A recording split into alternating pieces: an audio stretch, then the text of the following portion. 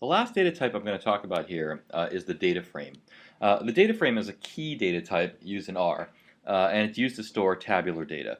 So of course, tabular data make up a lot of what we use in statistics. Of course, not all types of data are tabular, but because so much data becomes in tabular form, data frames are very important in R. So data frames are basically represented as a special type of list, where every element of that list has the same length. Right? So you can think of each column of the data frame as an element of the list, and of course, in order to be a table, every column has to have the same length.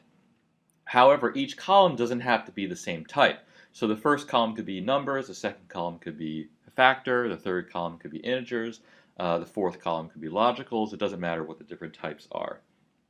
Um, so unlike matrices, which have to store the same type of object in every single element of the matrix, data frames can store objects of different classes. And so data frames also have some special attributes. The first special attribute is called a row name. So every row of a data frame has a name. And this can be useful for kind of annotating the data. So for example, each row might represent a subject enrolled in a study, and then the row names would be the subject ID, for example.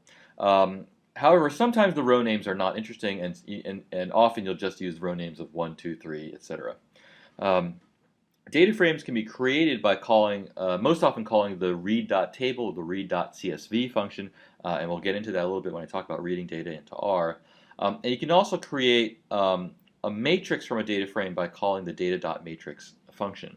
Now you can't, if you have a data frame that has many different types of objects, and then if you coerce that into a matrix, it's going to force each object to be coerced so that they're all the same. So you may get something that's not exactly expected. So data frames can be created, besides using read.table or read.csv, you can use the data.frame function. And here I've created a very simple data frame where the first column is the foo variable, and the second column is the bar variable. The foo variable is an integer sequence from 1 to 4, and the bar variable is a logical vector with 2 trues and 2 falses. So when I auto print the data frame out, you'll see it prints out the 2 columns, and here the row names, since I didn't specify any special row names, it just defaults to 1, 2, 3, 4 because there's 4 rows. And then when I call the nRow function on X, I see that there's 4 rows, and the nCol function shows me that there's 2 rows.